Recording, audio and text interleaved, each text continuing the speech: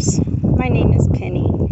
I have had quite a few projects going during this pandemic, and one of the biggest being this pond right behind me, and I would like to take you on a tour on it. Every time I think I've got it down, there's something else I need to do. Come with me. Okay, here on my walking path I have got rose moss planted. At one time there was nothing but dollarweed right through here, and I recently took all of that up and put the rose moss in, and it is taken off. This next piece of moss is called golden moss, and it is doing really good. We have got right here, this is an ice plant called baby sunrose. I have got all kinds of succulents back here. This is the mama plant to the golden moss that I've got planted there, and I recently trimmed it so it's making its way back. This is my jasmine, and it's blooming and smells very good.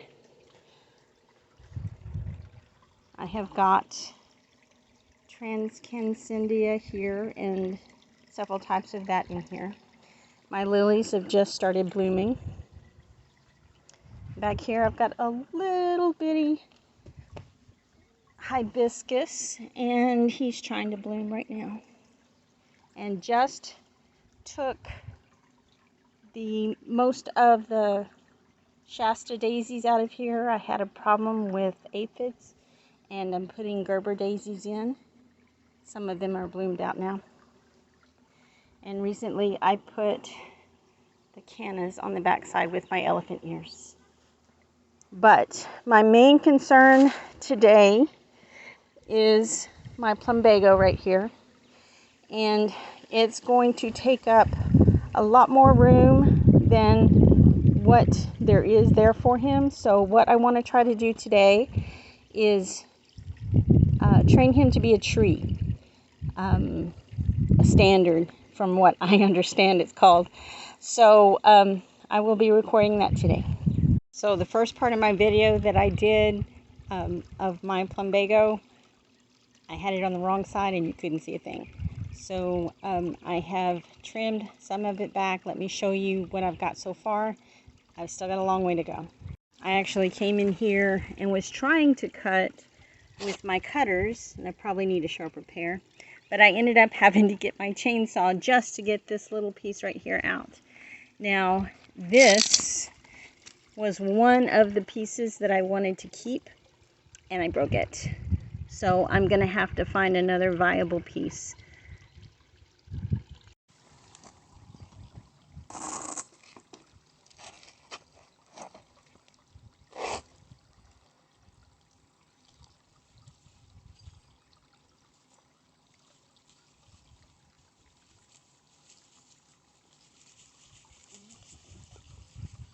So I've got this one that's pretty sturdy. I think I'll try that one.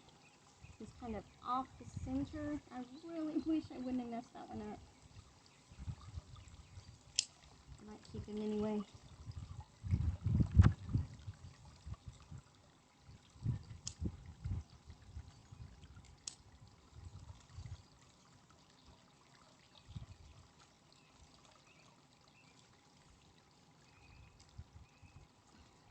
I'm trying to save some of this that's around it because they can be transplanted and make new plants as well. And my mom wanted some of this bush. And since she lives just down the road, I will take some to her later on.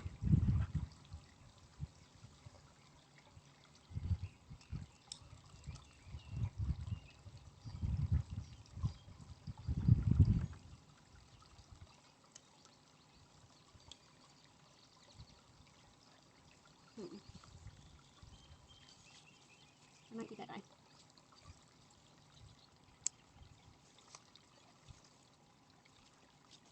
I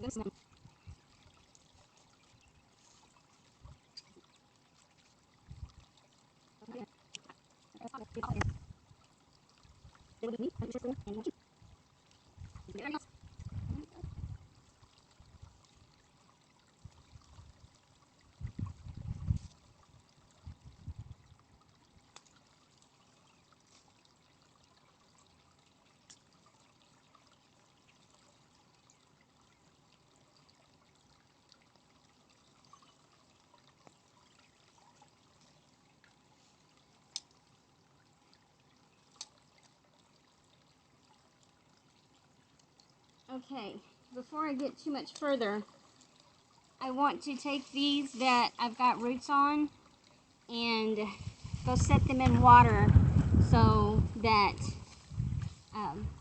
they stay good and moist and will make a good plant.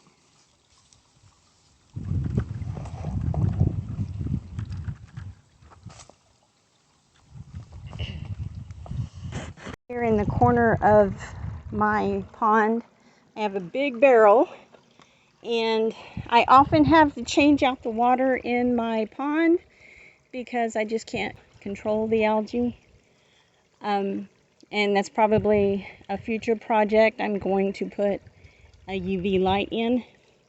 But so I keep the pond water and I'll pump it into here to where I'll have it for watering or for propagation. I've got my propagation station back here. So I'm going to find a container and fill a bucket with water for my roots.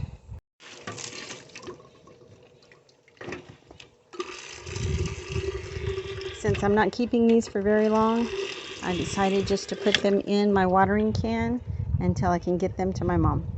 Okay, we're going to start again.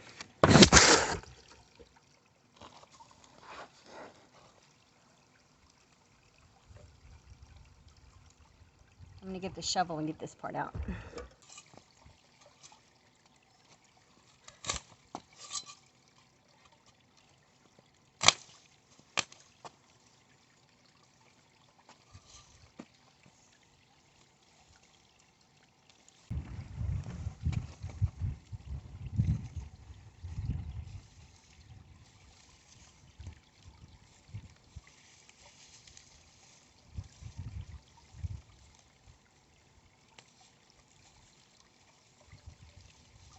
Okay, I think this grouping right here I'll keep. I'll just strip all the leaves to up to here probably and leave this to expand into a tree.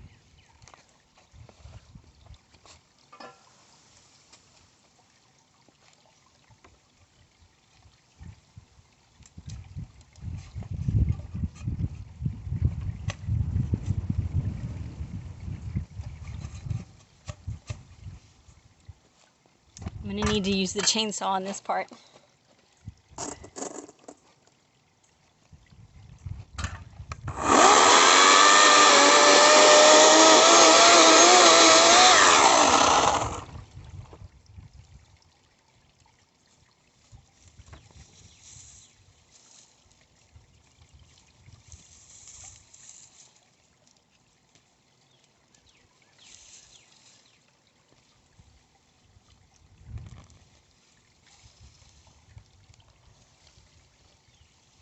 Lots of roots.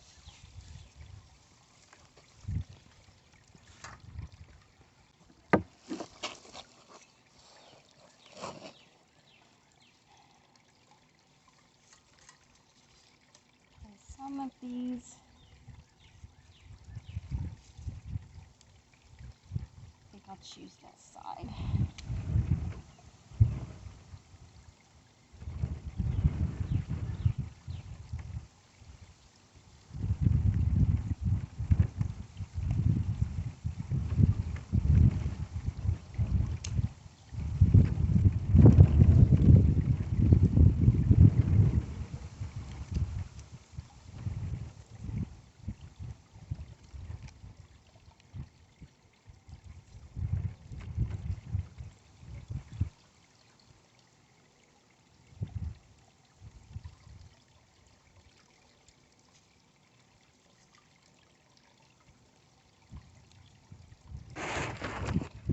Okay, I'm going to show you a close-up what I'm doing. Okay, so this is the top area of this, so we want to leave that part alone and just strip all the leaves to there. And I'm actually keeping several different stems. This is a small one,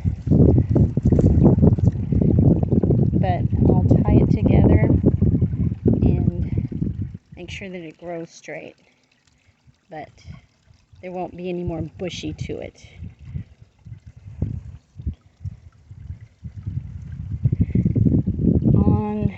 When I was researching this, I've done this to crepe myrtles several times, but when I was researching this for my plumbago, I did not see anyone doing a plumbago like this.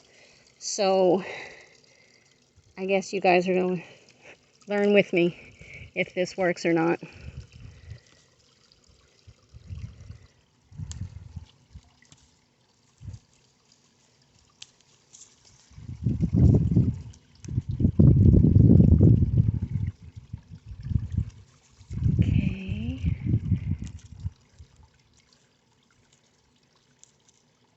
We're going to go ahead and trim that part off right there.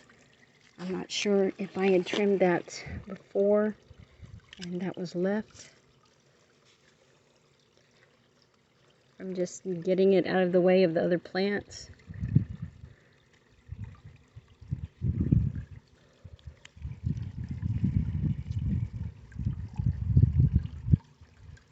So, okay, I need to clean up my area here, make sure I've got all of the little suckers that are going to be coming up, and keep this trimmed back as it goes because it's going to want to start bushing. So this area is what I need to be concerned about a lot.